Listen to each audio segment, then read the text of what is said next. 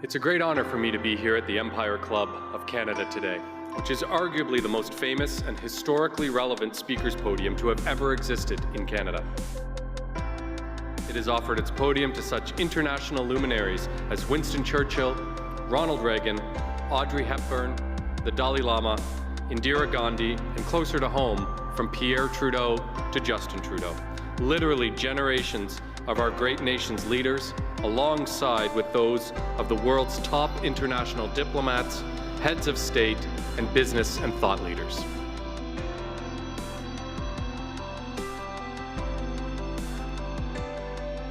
It is a real honor and a distinct privilege to be invited to speak to the Empire Club of Canada, which has been welcoming international diplomats, leaders in business and in science and in politics. And when they stand at that podium, they speak not only to the entire country, but they can speak to the entire world. Good afternoon. Welcome to the 119th season of the Empire Club of Canada. I'm delighted to be here with you and our esteemed speakers today. Thank you for your participation and support. Our role at the Empire Club is to inspire thought leadership and learning. As a trusted forum for conversations that matter, we provide a platform for the professionals of our community to profile their expertise. We hope to spark meaningful connections and a productive dialogue by having you, our colleagues and peers, help us sustain and grow our nation's diverse wealth of knowledge, and today is no exception. So welcome.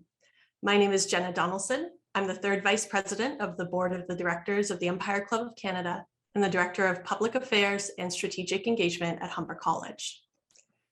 To formally begin this afternoon, I want to acknowledge that we are gathering today on the traditional and treaty lands of the Mississaugas of the Credit and the homelands of the Anishinaabe, Haudenosaunee, and Wyandot peoples. I encourage you to learn more about the lands on which you work and live. The Empire Club is a nonprofit organization, and I now want to take a moment to recognize our sponsors who generously support the club and make these events possible and complimentary for our online viewers such as yourselves to attend. So thank you to our season sponsors, Bruce Power, Hydro One, and TELUS. And special thanks to our Fuel for Thought virtual event series partner, the Canadian Fuels Association. If you require technical assistance, please start a conversation with our team using the chat button on the right-hand side of your screen. We invite questions from the audience by accessing the Q&A function under your video player. Turning to today's program, it's important to recognize that partnerships and collaborative efforts are crucial to tackling the challenge of reducing emissions from Canada's transportation sector. Canada's agricultural sector, refining expertise, and infrastructure are working together to harness the power and potential of low carbon fuels to position Canada as a global leader in clean transportation energy. As further collaboration between Canada's agriculture and transportation fuels sectors seek to unlock the potential of made in Canada low carbon fuels, we can look forward to a more sustainable future for generations to come. With that, it is now my pleasure to invite Bob Larocque, President and CEO of the Canadian Fuels Association, to deliver some opening remarks. Welcome, Bob, and over to you. Thank you, Jenna, and good afternoon, everyone. First, I'd like to acknowledge that I'm joining you all virtually today from the unceded territory of the Algonquin Anishinaabe peoples.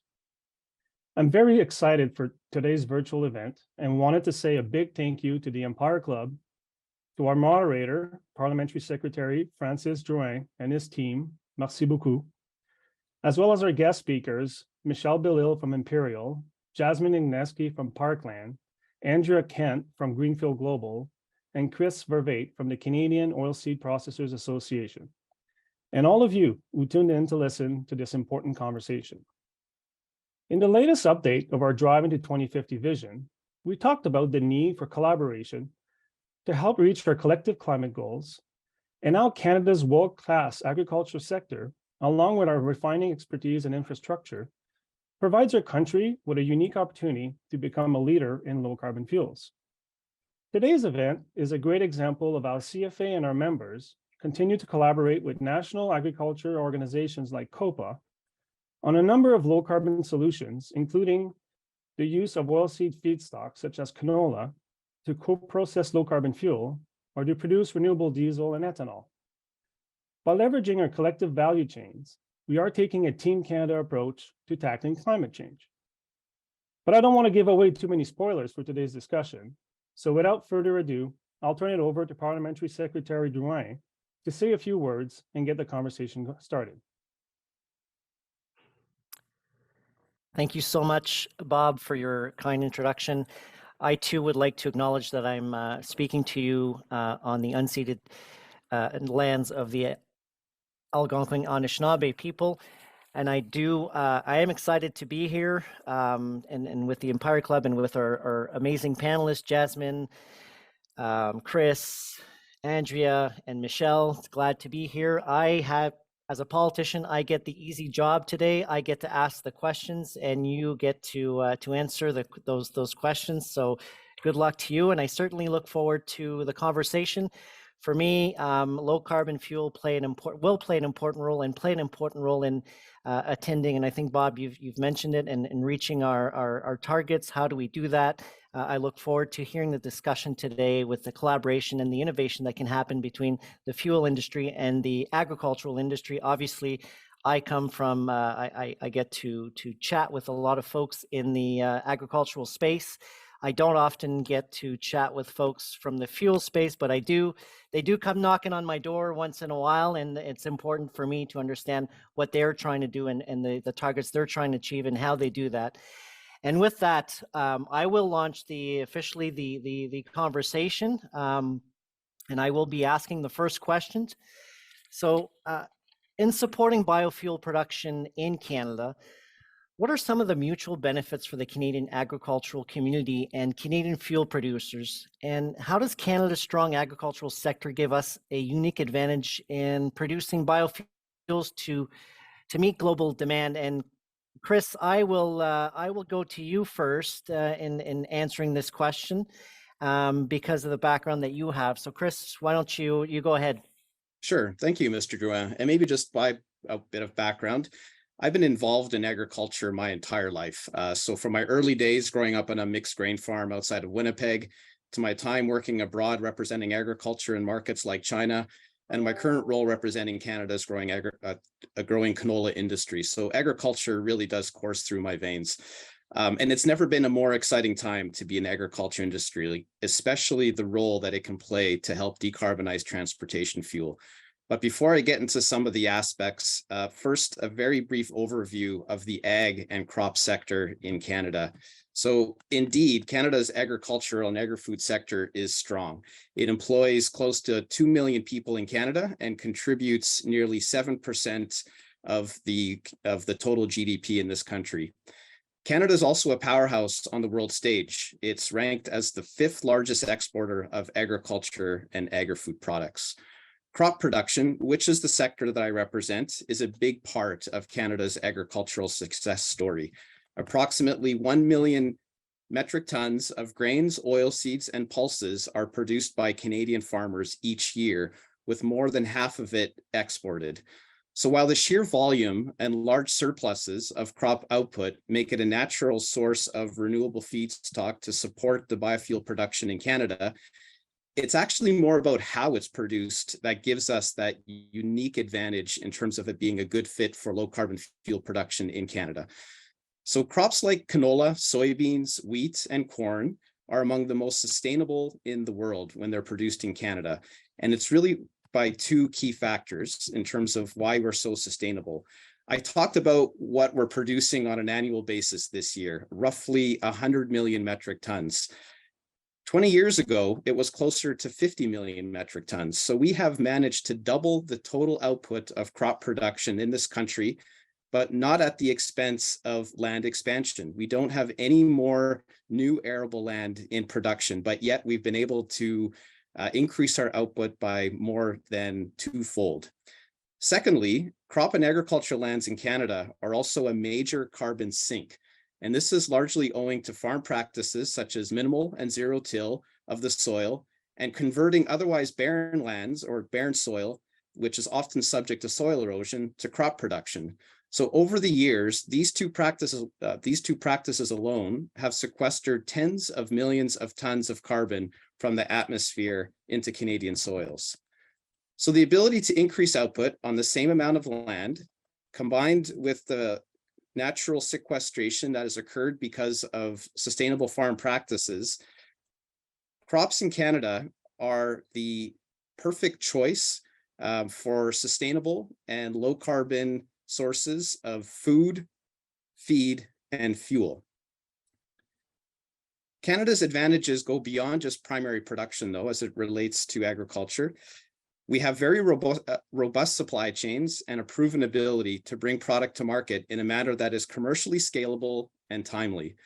This is especially important as the nascent biofuels industry in Canada will play an important role in decarbonizing transportation fuels going forward.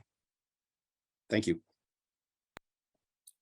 Thank you so much, Chris. And maybe I'd ask Michelle to jump in. And Michelle, because it's the first question, I'd ask you to just kindly introduce yourself at the same time. Thank you. Absolutely. Thank you. Good afternoon, everyone. I'm Michelle Belil, and I'm a regulatory affairs advisor with Imperial, focusing on fuels and biofuel policy. And maybe just to springboard off of what Chris said, so in addition to obviously the wealth of experience and knowledge and ability Canada has to produce feedstocks, I think we really have the opportunity to capitalize and capture the economic benefits all the way through the supply chain. So from that cultivation all the way through to finished lower carbon biofuels. So in addition to the farming practices that Chris spoke about and you know the amazing work that's been done by the industry you know over a period of time, Canada also has vast experience and expertise in converting our natural resources into finished products. And so we've been demonstrating this for, you know, well over a century in producing the fuels that, you know, we have used in the past and continue to use today, and will continue to evolve as the demand for different products changes over time and biofuels increases. So I think there's really, you know, some ability to capitalize on locating our production facilities close to the feedstocks that we use. Not only will we, you know, continue to build and grow that supply chain domestically in Canada, but we'll also, you know, take advantage of the distance and not creating inefficient infrastructure or even the transportation needed to move feedstocks and finished products from their place of origin to their place of use, which in addition to, you know, the efficiency and that we would see from that will also lower the carbon intensity, right? So the greenhouse gas and emissions that are created through movement of these products. So I think, you know, starting where Chris said in, you know, increasing that yield while maintaining the land space to do so, we can also produce the products that we need in Canada super efficiently. Thank you so much, Michelle. And Jasmine, I would ask you to intervene on the first question as well, but kindly introduce yourself so our viewers are aware of who you are. Thank you. Will do. Thank you. My name is Jasmine Ignesky. I'm head of GR and sustainability at Parkland. You might not recognize the name Parkland itself, but I'm sure you'll recognize a number of our brands. We operate through Chevron, On the Run, M&M Food Market, Ultramar, Pioneer, Fast Gas, and many others. I would say, I think we all agree here that Canada is blessed with vast natural resources, and that really provides a lot of opportunities around an integrated Canadian value chain. I think that integrated piece and that made in Canada piece is really important. So being able to manufacture low carbon fuels using Canadian products, Canadian innovation, and Canadian labor every step of the way, I think that really is the key for us, and it makes it exciting for us around the fuel sector. You know, look at you starting right from supporting farmers' crops, local processing plants that convert the tallow or canola that we use for our feedstock, right through to the manufacturing and supplying consumers with fuels for their vehicles. You know, a perfect example is the work that we're doing. We have a refinery in Burnaby, BC, and it was the first facility in North America where we used existing infrastructure to produce low carbon fuels by co-processing Canadian renewable feedstock and conventional crude.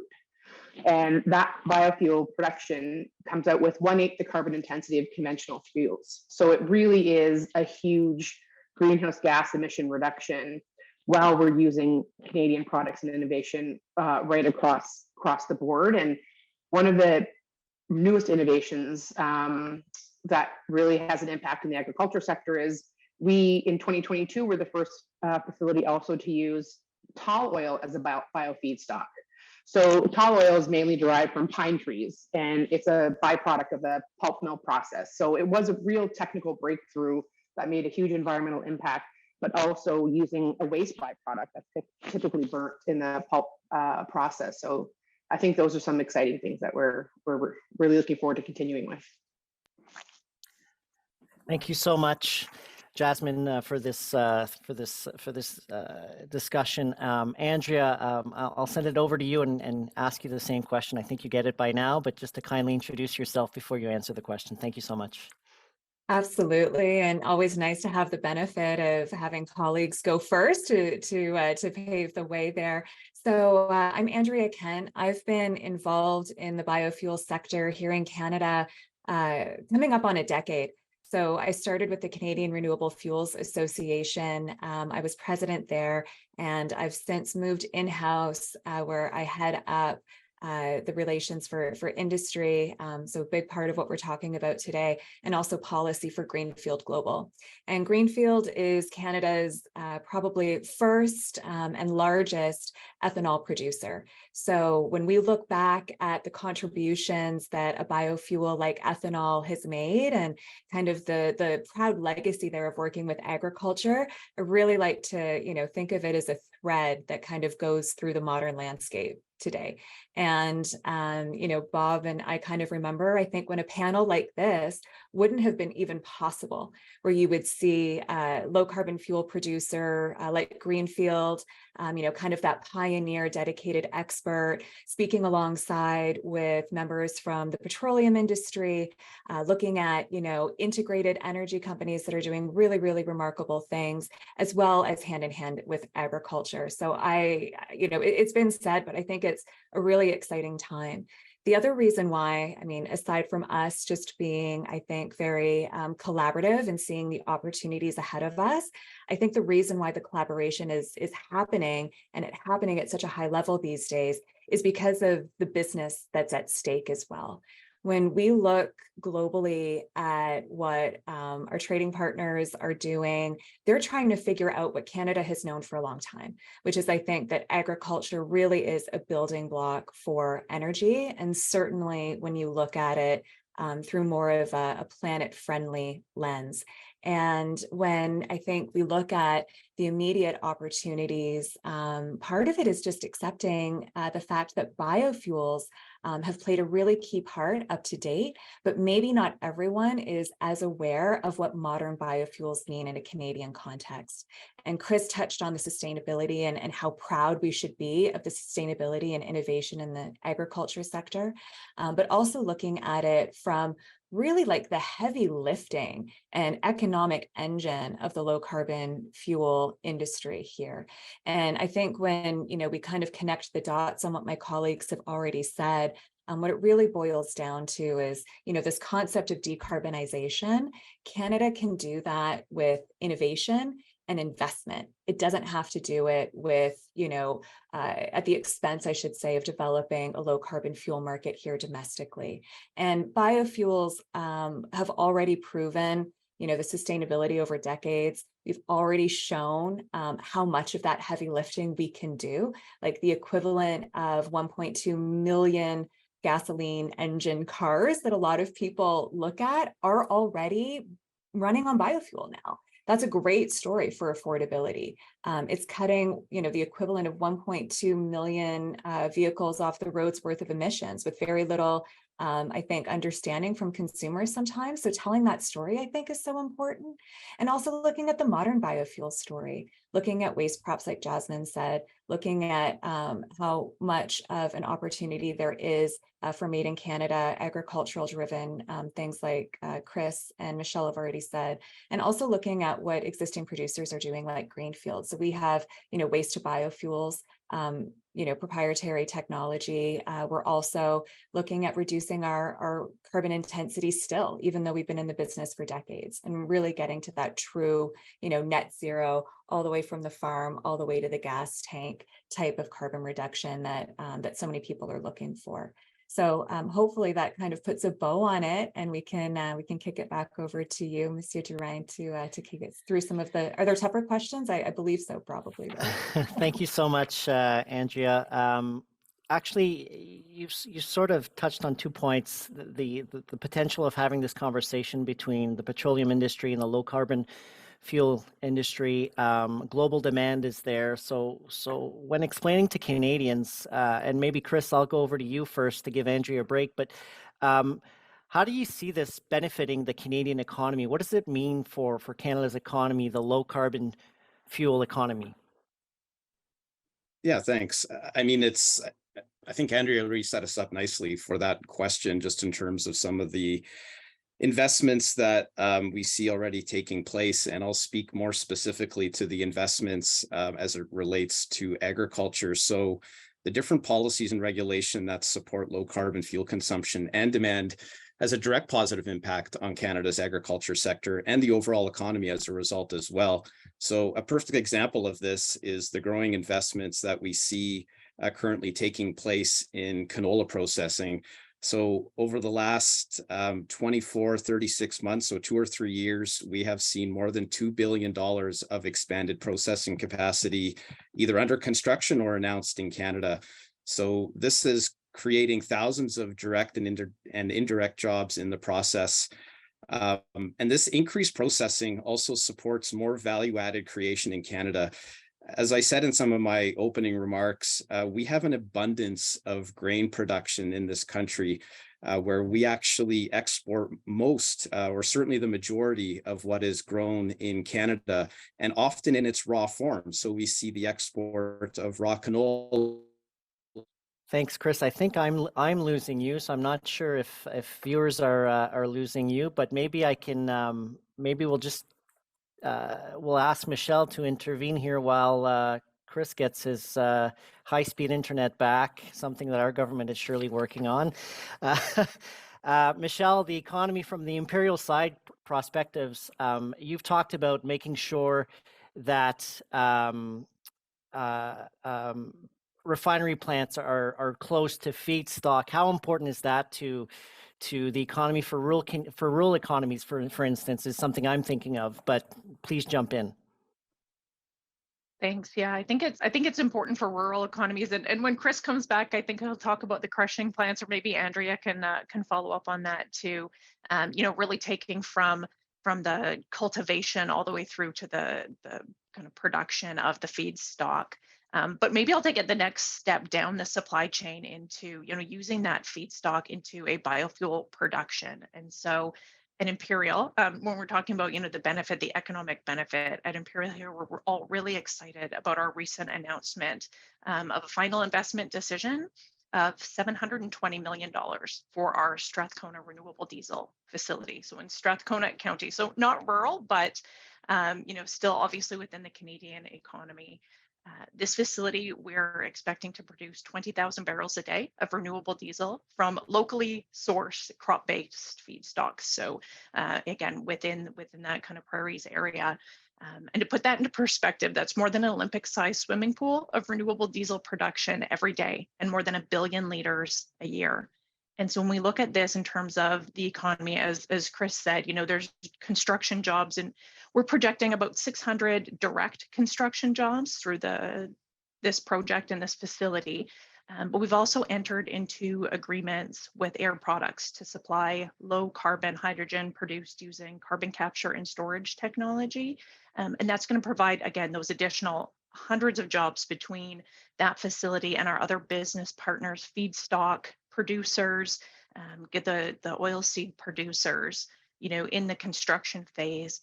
And then past the construction phase, we've got this ongoing sustainability and sustained jobs that we have in the production of this fuel. So again, not only our facility and our partnership with Air Products and with our third-party biofeedstock providers, but it's all the way through the supply chain that we're going to see these economic benefits from rural all the way down to your most urban environments, as Andrea said, right, where we're just pumping biofuels into our tanks right now. Without a thought, just it's how we do business, and it's how we're living our lives, and how we're doing it with lower greenhouse gas emissions. Thank you, Michelle. Jasmine, you've talked about some of the brands that Parkland is behind, and I'm just wondering from your perspective, what does that mean for companies such as the one you work for in terms of the economic benefits that it can create? Yeah, thank you very much. I did talk a bit about this Made in Canada solution. I think that really is important for everyone on this panel. I talked a bit about the co-processing work that we're doing at Burnaby. And that low carbon fuel is already being, if you fill up at a gas station, a Chevron station in the greater Vancouver area, you're already getting this low carbon fuel.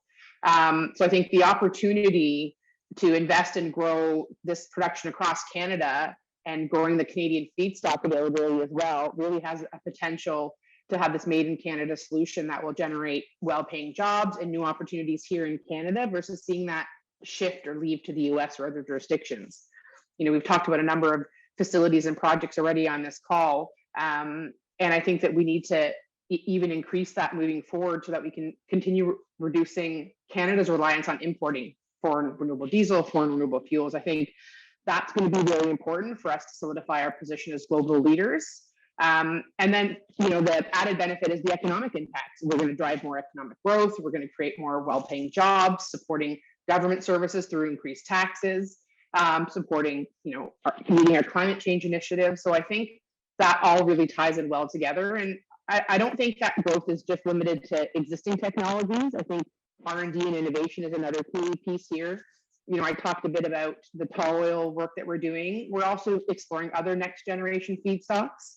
I think that's going to be really important as we try and grow this sector. We're looking at things like additional forestry residuals, municipal wastewater, as well as, second generation feedstock. So I think if you look at those pieces, it really is going back to that, having a Made in Canada solution that helps our economy, it helps Canadian jobs, and is avoiding having Canada reliant on importing from the US. That's very it's music to my ears when I hear you talk. I certainly appreciate that. And Andrea, over to you. But before that, Chris, we'll get back to you right at the end. I know you had some interesting things to say. And Andrea, I was one of the lucky few members of Parliament that got to see what Greenfield Global is working on, but I don't want to scoop you, so I'll let you tell the story of how this can benefit the Canadian economy. Oh, thanks. Yeah, absolutely. And I felt lucky getting to see that project in action as well too.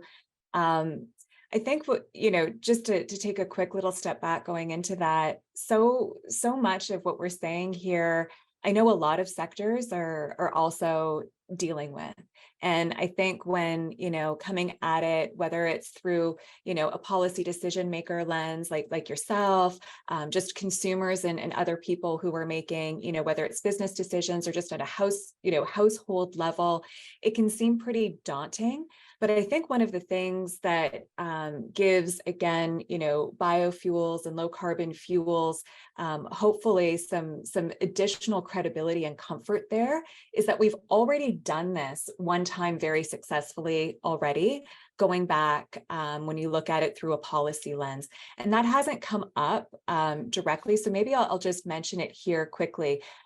Fuels is a regulated industry, and as is the environment. The environment's a public good, right? So as a result of that, I think everyone here is very used to the fact that there are fuel regulations. But Canada's done a good job a couple of times now, going back about 15 or so years with the original renewable fuel regulations, and more recently with the Canadian clean fuel regulations that have come out, and really putting forward some parameters and some ways in which the industry can address climate, but really do so through domestic production, reasonable and reliable market growth where everybody can kind of get a piece of that pie, and really sets us up for longer term success. And I think when you look at where the agriculture piece specifically comes in, this is something that biofuels is, it's kind of a three-legged stool, but the connection has always been very, very natural and continues to hold a ton of promise for a country like Canada. And setting up conditions in the regulatory environment that recognize that kind of speak to the advantages of our agriculture system, and really allow domestic producers, like you were saying, Jasmine, to really, really shine and reach their full potential. That's really where the mutual benefits come in. And I think, looking at it on a carbon basis, we have so much street cred there because we've already created such a strong foundation for it. And, in its earliest days, biofuels really were an economic and rural economic development policy that also brought with it some real environmental benefits at the same time. And, looking at, what Greenfields turned that into, a lot of it has to do with investing in things to shrink our own carbon footprint, as well as reducing the carbon in the fuels that we produce. And we're able to do that and create value for our customers, and also work with growers so that, through that whole supply chain, like Michelle was saying, those benefits are really well understood. And a policy like the Clean Fuel Regulation sets up a market that does that. And hopefully sooner rather than later, we can start, showing what that looks like once the regulation comes into full force. And then you look at what a company like Greenfield's able to do, in addition to kind of spread the benefits out across our own business and our own supply chains. We're also able to reinvest in, the things that are around the corner. So getting back to that University of Alberta project, it really was looking at, okay, how do we take what we know how to do and scale that up into the future fuels that we need for modes of transportation that are even more challenging, like aviation. And the partners that came to that table with us, we had, government, Environment Climate Change Canada, Agriculture Canada, but we also had the airlines. We also had other customers who are looking into this space as well too. And it doesn't have to be something that is so far down the road or so conceptual. I think that when you look at the legacy and the history and the credibility of the low carbon fuel space and companies like the ones who are joining us here today, it is not only in the realm of possibility, but in the realm of being made in Canada for Canada and then the world in terms of that market that's before us. Thank you so much, Andrea. And Chris, I know you had some important things to say, and unfortunately you cut out, but the virtual floor is yours right now. Yeah, thank you, Mr. Drouin. Sorry about that. I'll just build quickly on what some of my colleagues have said. I like what Jasmine said with regards to a made in Canada solution. That's certainly how our sector views the opportunities in biofuel production in Canada. And we're here to support that build out of production capacity, the things that Imperial are doing and Parkland are doing. The example I can give, and the one I was going to give before I got cut off because of technology, was really around the expansion of canola processing in this country. So we have approximately $2 billion in investments that have been announced over the last, let's say, 2 or 3 years. Thousands of direct and indirect jobs are going to be created as a result of that.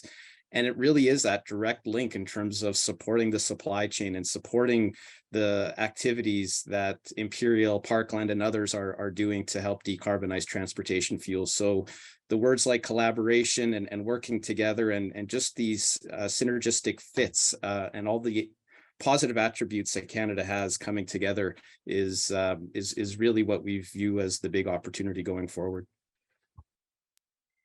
Thank you so much, Chris. And I know for the audience, I know there's been some questions that were asked, and we've got about 2 more questions to go through, and then we'll get to the audience's questions, because I think that's important as well. Michelle, you've touched, everyone has touched a little bit on that, expanding the production and the use of biofuel, and what potential do you see about with the biofuel industry, And I think, Jasmine, you talked about second generation feedstock, which is interesting. I hadn't heard that before, but Michelle, why don't you jump in there and talk about the potential that we see for that you see for the use of biofuel in Canada?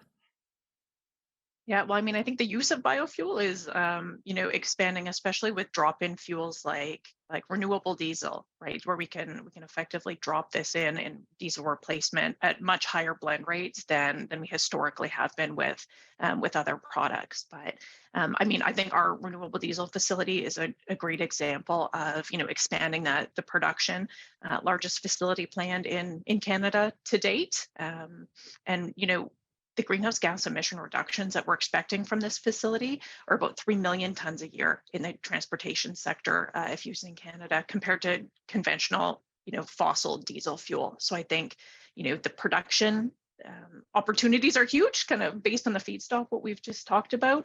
And then, the real impact of the use of production at that scale within Canada is truly meaningful within the transportation sector.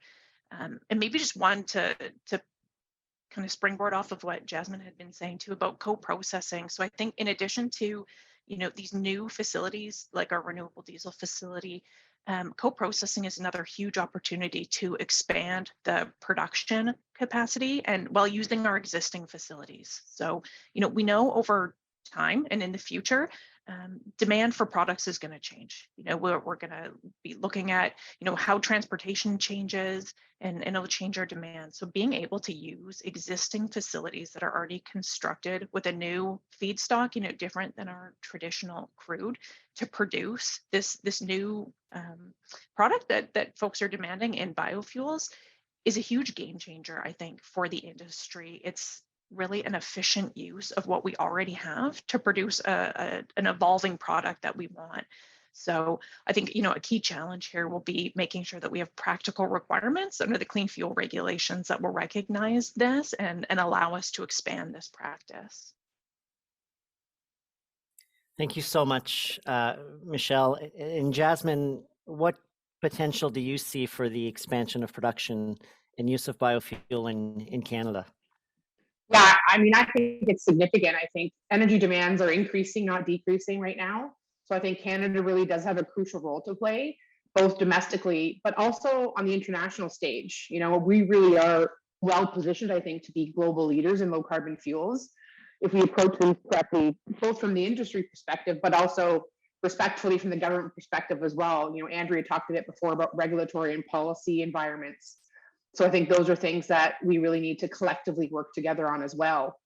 You think about, many countries rely on authoritarian regimes for less responsibly and less sustainably produced energy and fuels these days. This really has the potential to reduce energy security, create poverty, broadly destabilize nations. Like, look at what's happening in Ukraine. So I think as energy leaders, our responsibility goes beyond just the economics and the supply issue, but considering what's the right thing to do, not only for Canada, but for our allies in the global community. So I really think that if we can, better export our fuel, our renewable fuels, it benefits not only Canada, but the global environment and other key allies and countries. I really do think this production in Canada is crucial. Particularly, there's many sectors where electrification is on a much longer timeline, like marine aviation, rail, and trucking. So renewable fuels and biofuels, these industries are what's going to really continue helping us, operate the transportation sector in the short to medium term, while still being able to reduce environmental impact, reduce GHG emissions, and help government meet their targets. I'll talk again a bit about our co-processing as an example. Last year we co-processed over 111 million liters of biofeedstocks, and that was the equivalent of taking 113,000 cars off the road. So it really is making a significant environmental benefit as well, and we're doing a lot of work on expanding that and trying to increase our capabilities as well. So I think it's a huge opportunity, and there's a number of interesting and exciting projects that are, as Michelle said, existing but new ones. So I really think that there's a lot of opportunity, and I think industry and government really needs to work hand in hand to make sure that we have the environment to continue to grow this to the opportunity that we have. Sounds very, very interesting. Andrea, I'll send it over to you, but I will incorporate one of the questions that we did have with regards to some of the barriers that exist to unlocking Canada's full low carbon potential. And at the same time, I will ask you the question from the audience with regards to, they essentially want to know if we are competitive. Are the Canadian clean fuel regulations with regards to the land use and biodiversity reporting, is that competitive, or does that with the United States, or does that put us at a competitive disadvantage with the United States currently as it's being proposed? Andrea, you get to answer that simple question. And Chris, don't worry, I'll get back to you as well after that.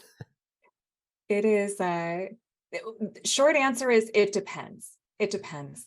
And I think the very nature of that question speaks to how technical and how considerate some of the regulations that we've touched on already really are. And that's important. That's critically important. And we are definitely, in a window right now where we have about 6 years of really, solid work behind us. And we're kind of in the home stretch in terms of the implementation of the clean fuel regulation. And I will get to that question in a second. But just on the barrier piece, I think it's a good opportunity to say that maybe one of the barriers is just our mindset about stuff like this.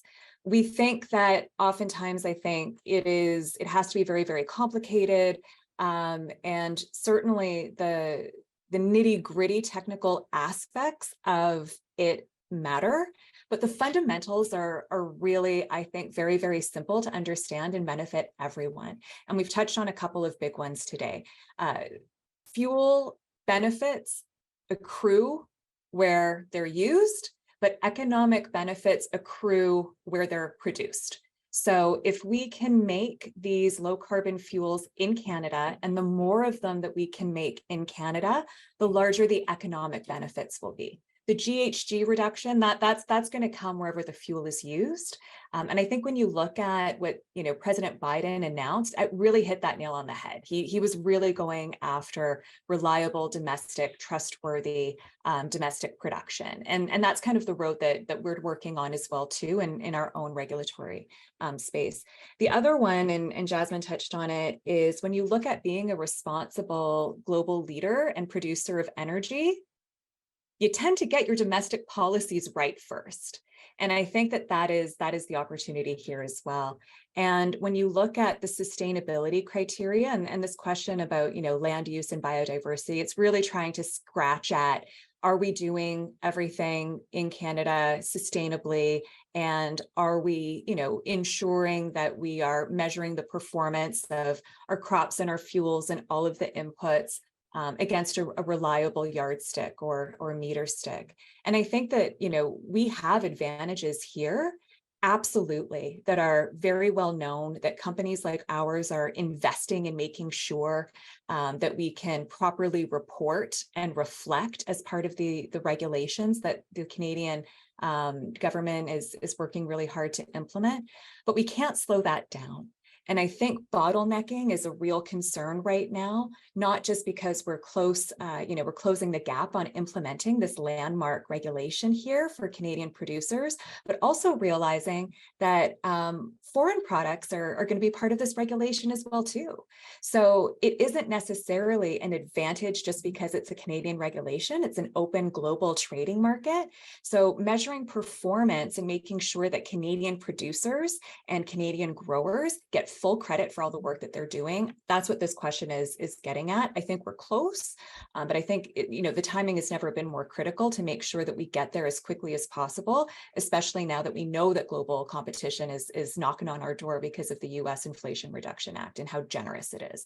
So that's really generous. I think we can win on being specific, looking at this really closely and executing as quickly as possible. So I'm optimistic.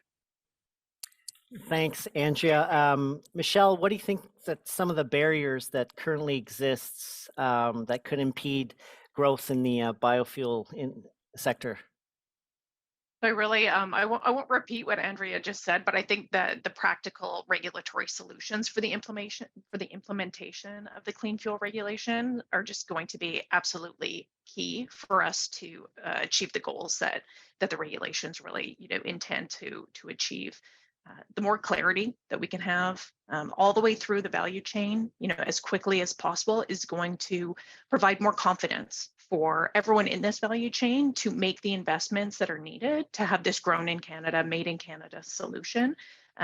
Or exactly as Andrea and Jasmine have both said, right? We're going to be subject to competition. And, the global fight for capital is happening right now, and investments are being made right now. And if decisions are made in 6 months or a year from now, we will have missed our opportunity to really capitalize on this opportunity, that's in front of us. So I think that's, the biggest barrier is have practical solutions developed very quickly and not let perfection get in the way of very good and pragmatic solutions.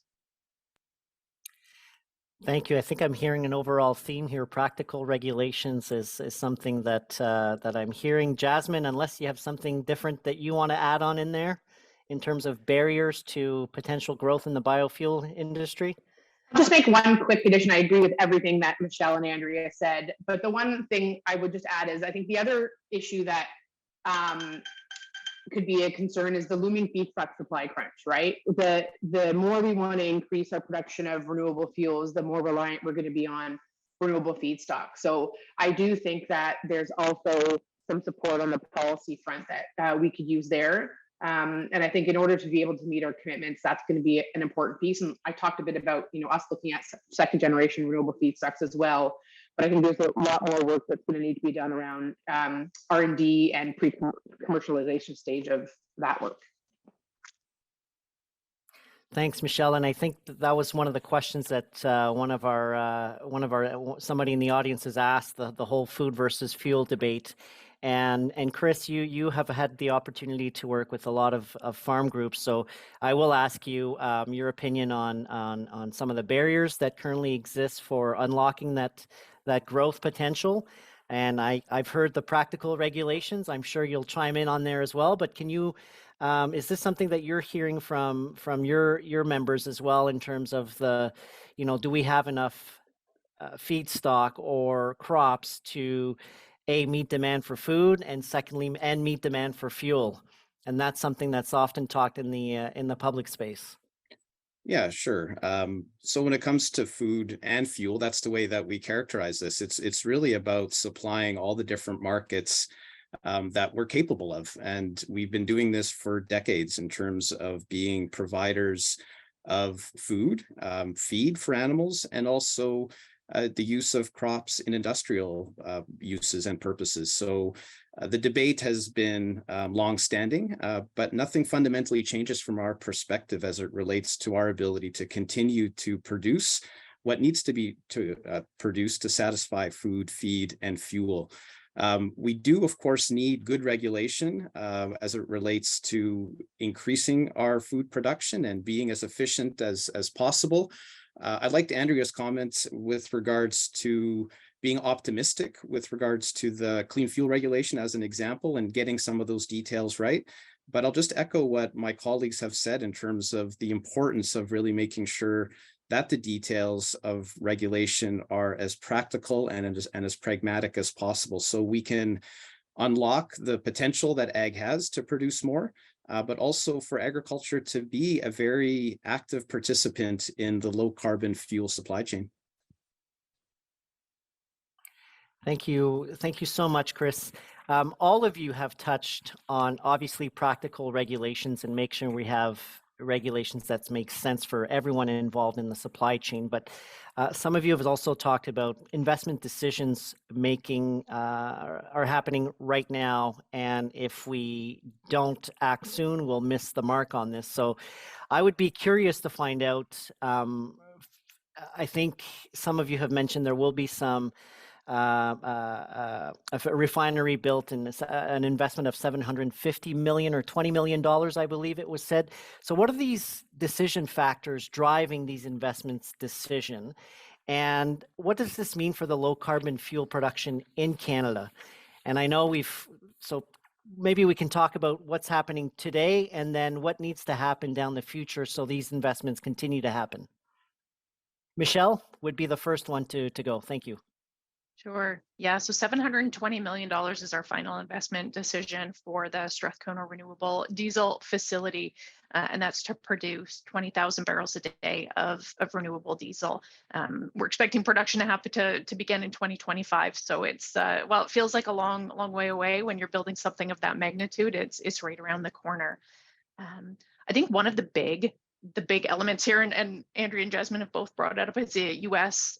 Inflation Reduction Act, and that the clean fuels regulations is not a produced in Canada only regulation. It will apply equally to imports from any other jurisdiction, including the U.S. So when we look to our trading jurisdictions and our near neighbors to the south, if you've got a comparable facility receiving a producer's tax credit or an incentive, and then still, so giving the carrot in the US and then being able to also generate compliance credits through importation of that product into Canada, that's really what, as Canadian producers, we're trying to compete against. And where we're only, really seeing the stick element of the equation, it can be quite challenging to make those economics work when you're not, reaping the benefits of tax incentive and production incentives that your nearest, neighbors and your competitors really are facing. So I'll let others jump in as well on that, because I'm sure we could run a whole session on the U.S. Inflation Reduction Act. Thanks, Michelle. I'll go over to you, Jasmine.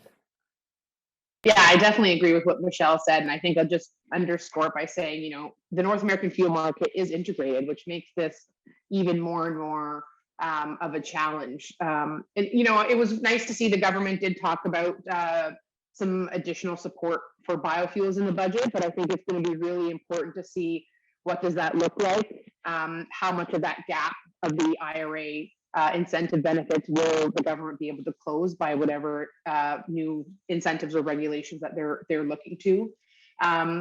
I think it's really important that it's not just about incentives either. I do agree we do need the carrot and the stick, but I think looking at some type of market signal or policy certainty as well, I think will be really important to help grow the industry. And I said this before as well, I think really looking at how government and industry can collectively partner on this. So I think there's a lot of examples where the government's done a good job at listening to the industry and having us, consulting on things. But I think that really has to be lockstep and barrel, not just on the clean fuel regs, but on any other policy and incentive work that's moving forward. Because if we don't kind of work on this together, that we're not going to be able to have a robust low carbon fuel ecosystem, I don't think. Thank you, Jasmine. And Andrea, I'm going to go over to you. So just as a reminder of the question, it's what drives the investment decisions for investment in the low carbon economy in Canada. Absolutely, it's the same thing that I think drives investment decisions really, really broadly. And, we're a group of NAFTA companies in an integrated market with locations on both sides of the border. So really, the decision-making matrix there is pretty consistent. It's what is the certainty in the market? What does that look like? How quickly can I de-risk the investments that I need to make based on what that horizon looks like? So, whether it's an incentive-based program, like some of the tax treatments that were announced in the latest budget, whether it's, again, some of the goodies that were in the US IRA, what does the timeline look like for that? And the last thing is, where can I differentiate myself and get the best buyback?